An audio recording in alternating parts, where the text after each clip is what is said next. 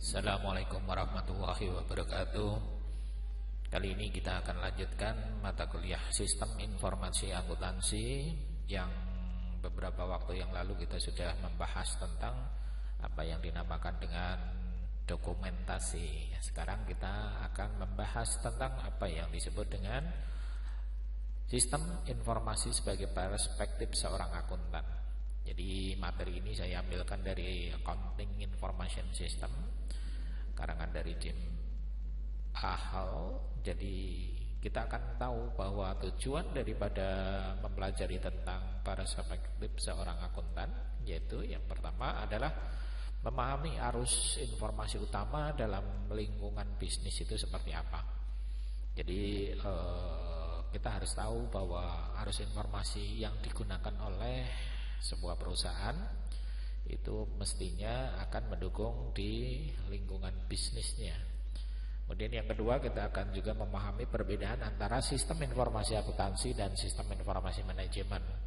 Jadi beberapa waktu yang lalu juga saya sudah sampaikan bahwa ada beberapa perbedaan antara sistem informasi akuntansi dan sistem informasi manajemen. Kali ini kita ulas lagi apakah masih relevan dengan apa yang disampaikan saya sebelumnya. Kemudian yang berikutnya adalah memahami perbedaan antara transaksi keuangan dan transaksi non keuangan.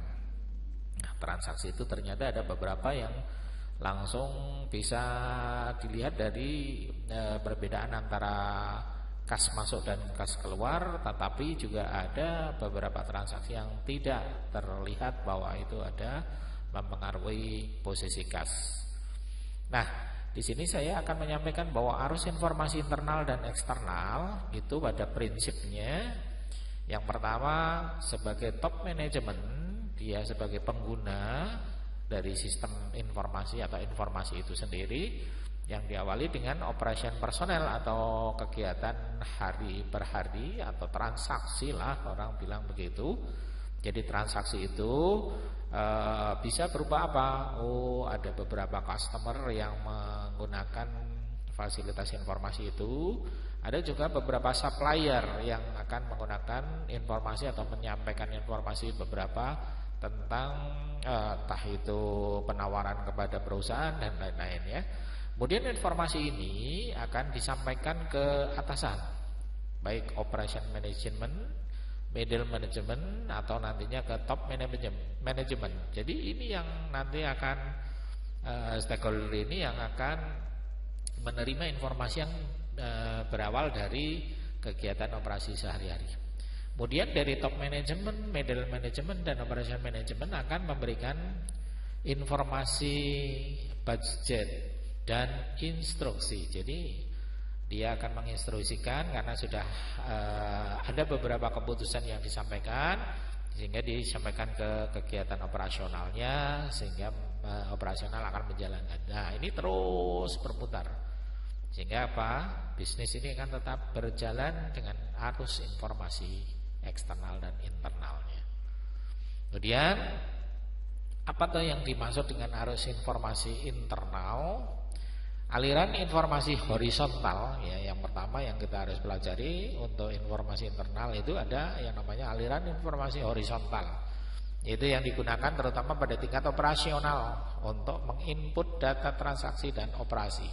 Ini level yang paling bawah yang tadi saya sampaikan di segitiga tadi, yang paling bawah. Jadi dia menginput data transaksi. Jadi setiap kegiatan setiap harinya diinput oleh bagian yang dinamakan operasional, dan di sini akan terlihat kalau yang berupa horizontal, yang berupa vertikal adalah aliran informasi ke bawah. Jadi instruksi yang tadi saya gambarkan di segitiga tadi yang ke bawah ya, instruksi atau batasan jatah yang disampaikan oleh bagian atasan ke bawahan, dan akan muncul juga penyusunan anggaran. Nah, nanti pada saat penyusunan anggaran ini yang melaksanakan adalah bagian operasional. Kemudian aliran informasi ke atas yang tadi saya sampaikan ke segitiga itu ya, dari bawah itu penyampaian data transaksi dan operasi gabungan dari semua kegiatan yang ada di kegiatan sehari-harinya. Nah, ini Jadi arus informasi internal itu ada yang berupa horizontal dan vertikal ya. Kemudian yang saya lanjutkan untuk syaratnya menjadi sebuah informasi itu seperti apa toh? Nah, yang jelas setiap kelompok pengguna memiliki persyaratan informasi yang unik. Jadi bukan hanya bagian-bagian tertentu yang harus mendapatkan informasi, tapi ada beberapa kelompok pengguna memiliki persyaratan informasi yang unik. Artinya tidak setiap informasi di bagian-bagian tertentu sama, tidak. Kemudian semakin tinggi organisasi, semakin tinggi tingkat organisasi, maka semakin besar kebutuhan akan informasi yang lebih luas. Jadi ini biasanya kepinginnya adalah informasi yang sudah jadi, sudah matang gitu ya. Dan semakin sedikit kebutuhan yang akan detail. Jadi detailnya nggak terlalu dipentingkan sekali, tapi yang penting dari sini adalah informasinya yang agak luas ya. Jadi semakin tinggi semakin mengerucut, jadi hanya bagian-bagian informasi yang tidak detail gitu ya. Kemudian informasi in business. Jadi bagaimana toh informasi yang digunakan untuk kegiatan bisnis. Informasi adalah sumber daya bisnis yang perlu dikelola dengan baik. Nah ini ya. Kenapa? Setiap perusahaan, setiap industri pasti mempunyai informasi yang diperlukan oleh bagian yang di atas untuk mendukung suatu keputusan. Nah ini juga sangat penting untuk kelangsungan hidup bisnis. Semakin informasi itu semakin bagus, maka kelangsungan hidup bisnis akan menjadi semakin baik juga. Nah kemudian apakah sistem itu? Nah ini kemarin sudah saya sampaikan, ada beberapa pengertian sistem yang disampaikan oleh beberapa pakar begitu. Tapi ini saya sampaikan juga bahwa sistem itu adalah sekelompok beberapa komponen atau subsistem yang saling terkait yang melayani tujuan bersama. Ini adalah pengertian yang tidak lagi dari beberapa pengertian yang kemarin, tapi ini juga merupakan pengertian yang benar. Kenapa? Sistem itu kan juga akan memberikan beberapa komponen, atau yang dulu pernah saya sampaikan adalah elemen-elemen ya, elemen-elemen yang bersatu atau yang menjadi satu. Nah kalau ini beberapa komponen atau subsistem, sebab dalam sistem itu ada subsistemnya yang saling terkait, yang melayani tujuan bersama ya, saling terintegrasi kalau pengertian yang kemarin ya. Nah sistem atau subsistem, nah itu apa toh? Nah ini saya sampaikan, suatu sistem disebut subsistem bila dipandang sebagai komponen dari sistem yang lebih besar. Jadi misalnya kemarin saya sampaikan, kalau sebuah mobil itu merupakan suatu sistem, subsistemnya adalah mesinnya, pengapiannya, suspensinya dan lain-lain ya. Jadi subsistem adalah bagian dari sistemnya. Subsistem dianggap sebagai sistem ketika menjadi fokus perhatiannya. Misalnya, oh ini sistem pembakaran. Nah ini fokusnya pembakaran. Lah ada subsistemnya lagi apa? Nah kalau pembakaran mestinya kalau di mobil ada yang namanya busi, ada kabel dan lain-lain. Nah ini jadi tolong untuk bisa membedakan antara subsistem dan sistem. Jadi bisa disimpulkan subsistem juga bisa dijadikan sistem ya, kalau fokus perhatiannya ke situ. Kemudian ada istilah penguraian sistem dan saling ketergantungan dari sistem. Nah ini yang perlu saya sampaikan dan saya tegaskan sekali lagi, bahwa pada penguraian sistem atau sistem decomposition, biasanya orang menyebutnya bahwa proses membagi sistem menjadi bagian-bagian subsistem yang lebih kecil. Nah kenapa kok harus dibagi-bagi kecil? Sebab akan lebih fokus untuk bisa mempelajari tentang apa yang disebut dengan subsistemnya ya. Makanya disebut diuraikan sistemnya, karena akan lebih fokus dan nanti akan lebih bermanfaat untuk sistem yang lebih kecil. Kemudian sistem saling ketergantungan. Nah, di sini bagian sistem yang berbeda tidak berdiri sendiri. Misalnya begini, suatu proses produksi bahan mentah menjadi bahan jadi ya misalnya. Pada awal pertama kan biasanya berhubungan dengan apa yang disebut dengan bahan baku. Nah, itu ada sistemnya sendiri. Sistem bahan baku bisa dikelola dengan cara apa? Bahan baku yang baru datang diletakkan di sebelah mana, atau yang biasa disebutnya ada nama FIFO, first in first out. Nah, ini sistem ya. Nah, sedangkan sistem berikutnya yang setelah bahan baku sudah tertata, kemudian ke sistem produksi. Nah, ini hati-hati, bagian sistem yang berbeda tidak berdiri sendiri. Artinya kalau mamanya di sistem produksi itu tidak didukung oleh sistem penyediaan barang bakunya, ya maka akan bermasalah dengan sistem ini, tidak akan berjalan dengan baik. Sehingga disebutkan bahwa bagian sistemnya tergantung atau bergantung pada berfungsinya bagian lain dari sistem. Betul ya? Jadi sistem yang berikutnya, sistem yang lain sangat bergantung dengan sistem yang lain juga atau sistem sebelumnya. Ya, jadi ini perlu diketahui bahwa bagian-bagian sistem itu juga ternyata saling terkait ya. Jadi tidak bisa berdiri sendiri. Kemudian semua bagian yang berbeda harus berfungsi. Nah, ini sangat penting, sebab suatu saat kalau salah satu bagian dari sistem itu tidak berfungsi, maka sistem itu akan gagal. Artinya tidak akan bisa berfungsi dengan baik semua sistemnya. Jadi perlu disampaikan bahwa semua bagian yang berbeda itu berfungsi semuanya.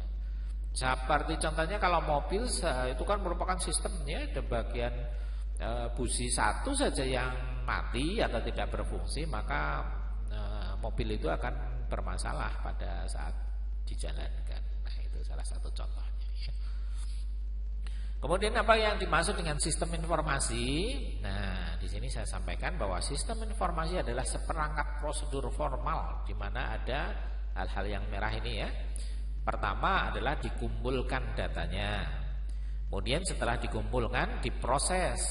Nah, pemprosesan data itu sehingga akan apa? Mengakibatkan atau menghasilkan yang namanya informasi.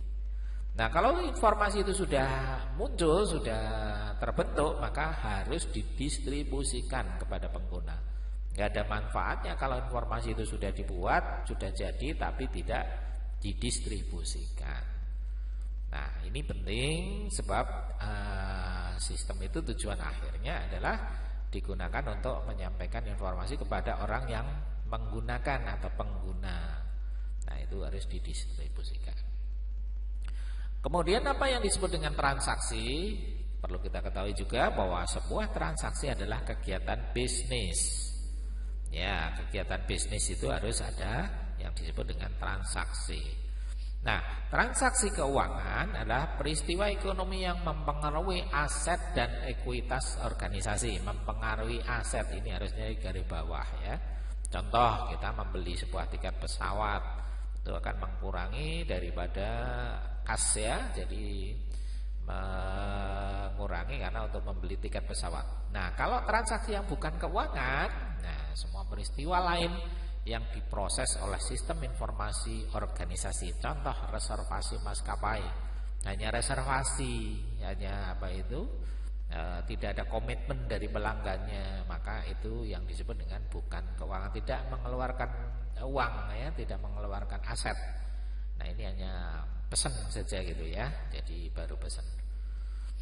Kemudian apakah sistem informasi akuntansi itu? Nah, akuntansi adalah sebuah sistem informasi, betul nggak ya? Ya, karena apa? Hasil akhir dari akuntansi itu kan adalah berupa laporan keuangan. Nah, berupa informasi kan.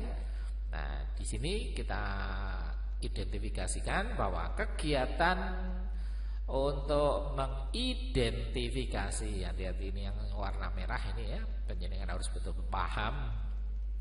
Jadi mengidentifikasi, mengumpulkan, memproses dan mengkomunikasikan. Nah, ini Nah, ini yang disebut dengan sistem informasi akuntansi. Tapi kalau tadi sistem informasi hanya sampai mengkomunikasi kepada pengguna.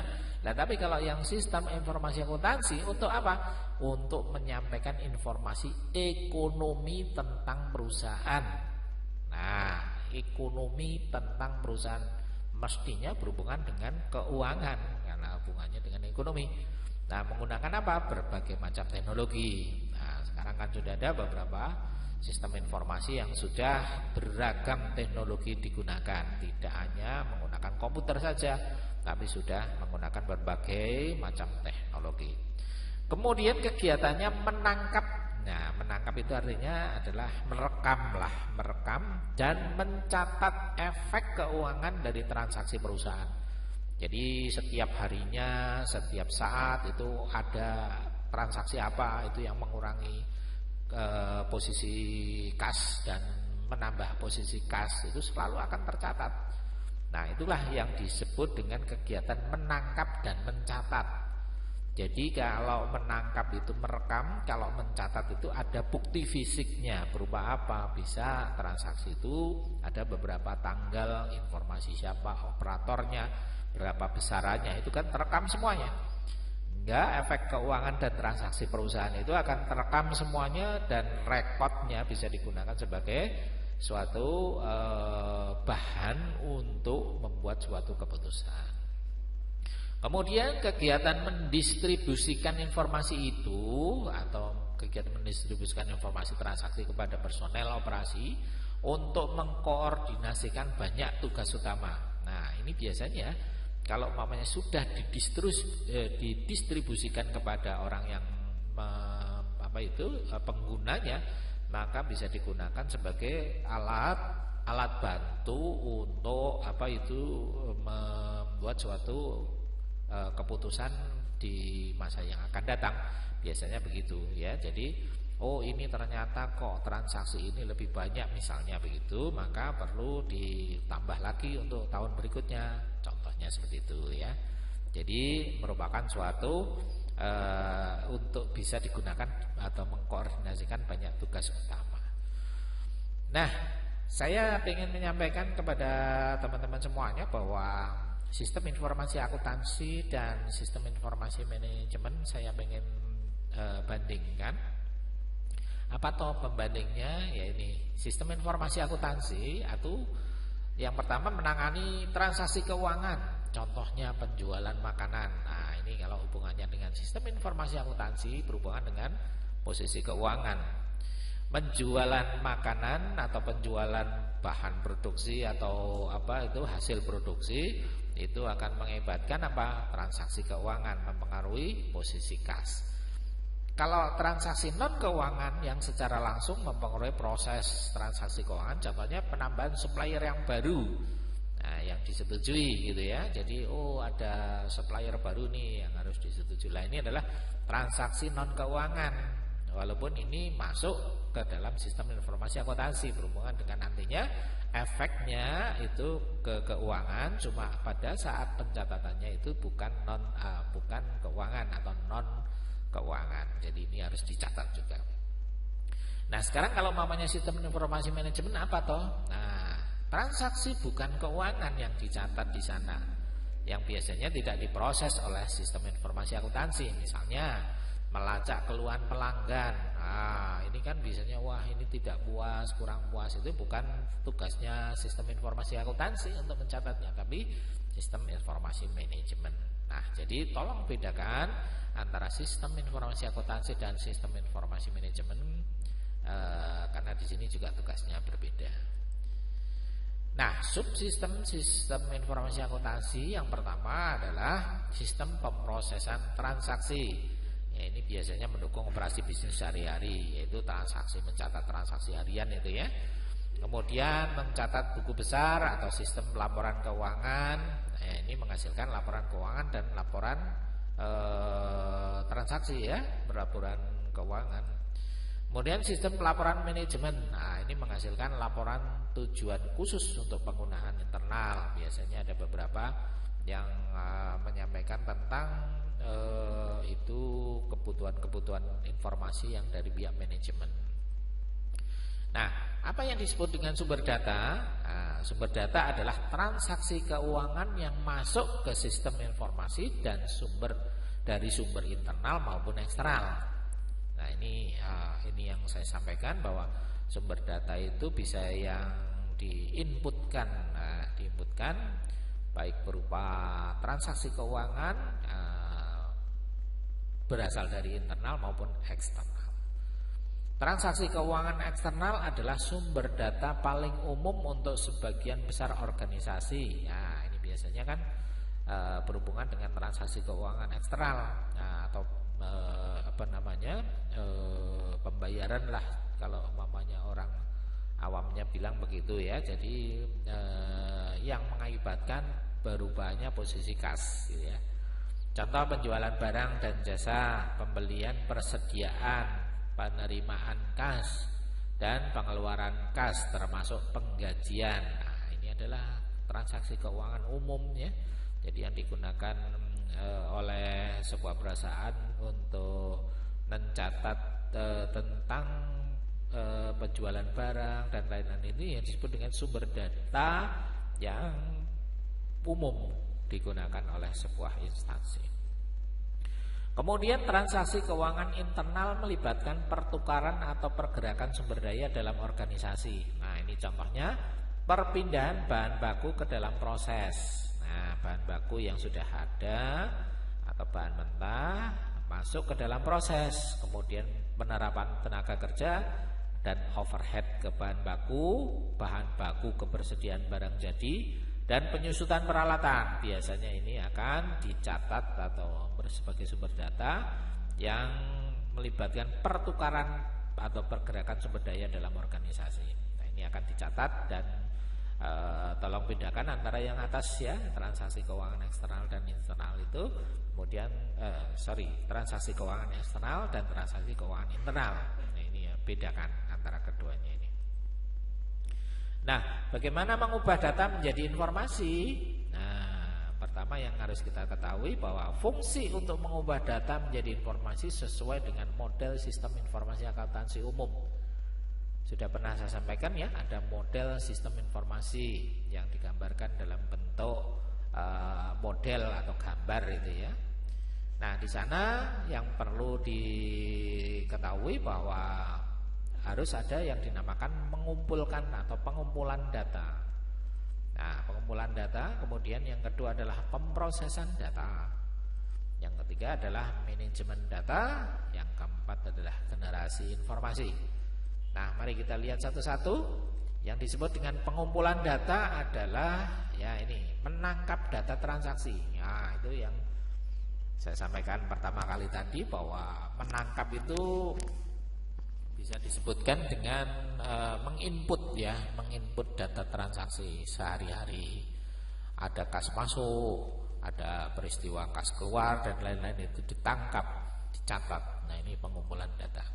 Kemudian direkam, merekam data ke formulir, jadi form ya, dimasukkan ke dalam form. Kemudian divalidasi betul enggak itu kegiatan transaksinya, dan mengedit data kalau ada yang salah. Kemudian setelah itu, ini yang disebut dengan tadi ya, mengumpulkan data collection. Nah, istilahnya seperti itu. Kemudian berikutnya yang kedua adalah pemrosesan data. Setelah data sudah terkumpul, setelah data sudah lengkap, sudah diedit, sudah valid, maka harus diproses. Pemrosesan harus mengklasifikasikan dulu, dikelas-kelaskan, kemudian ditranskripsi ya, mentranskripsi ya, setelah diklasifikasikan, dipilah-pilah lah ceritanya, diberi nama pilah-pilahannya itu atau mentranskripsi, kemudian disortir. Nah, penyortiran, setelah disortir kira-kira yang perlu digunakan secara cepat atau yang tidak, maka bisa dipilah-pilah di sini.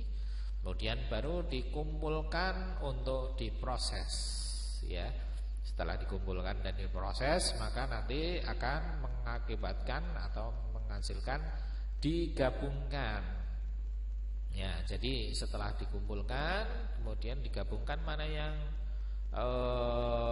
bagian-bagian tertentu diklasifikasikannya tadi sudah sesuai dengan ini belum, digabungkan. Kalau sudah oke, maka proses data akan jalan.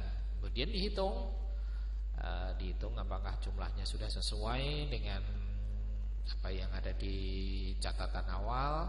Kemudian diringkas dan dibandingkan. Setelah diringkas dan dibandingkan, maka proses data itu menjadi sebuah informasi yang berguna bagi masyarakat atau berguna bagi pengguna lah, pengguna di perusahaan maupun di eksternal. Nah, kemudian setelah tadi sudah diproses, kemudian di manajemen data tadi, data-data yang sudah terekam dan sudah digunakan, direkam ya disimpan. Jangan sampai kita punya database, sudah punya data yang valid, kemudian tidak disimpan. Nah, ini kan eman-eman ya.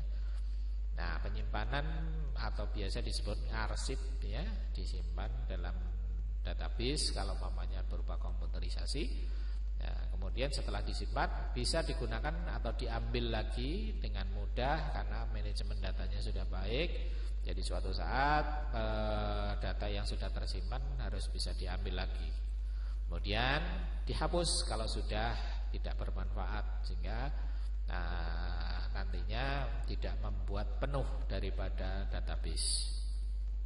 Kemudian yang keempat adalah generasi informasi, yaitu harus dikompil ya, data-data atau informasi yang sudah terekam dikompil, disesuaikan dengan kebutuhan, kemudian diatur untuk bisa diformat menuju ke sebuah informasi yang bermanfaat. Kemudian disampaikan, dipresentasikan, disampaikan kepada penggunanya. Nah, jadi itu urutan atau langkah-langkah dalam pengolahan sebuah informasi, sehingga kita harus paham dan harus tahu betul bahwa ternyata informasi yang awalnya dari berupa transaksi perekaman data, input data, sehingga akan berakibat pada apa? Informasi yang bermanfaat bagi sebuah perusahaan. Nah, saya kira itu dulu materi kali ini, mata kuliah Sistem Informasi Akuntansi. Semoga bisa dipahami, dimengerti dan menjadikan tambahan pengetahuan bagi panjenengan semuanya, bagi adik-adik semuanya. Dan ini semuanya harap dicatat dengan baik, dikolek dengan baik, atau nantinya akan menjadikan bahan renungan bagi adik-adik, bagi panjenengan semuanya untuk bisa digunakan atau diterapkan apabila di suatu perusahaan Anda atau panjenengan sudah bekerja, bisa paham tentang apa yang disebut dengan pengelolaan informasi. Sekian, mohon maaf kalau ada kekurangan dan kesalahan dari saya akhiri dulu. Wassalamualaikum warahmatullahi wabarakatuh.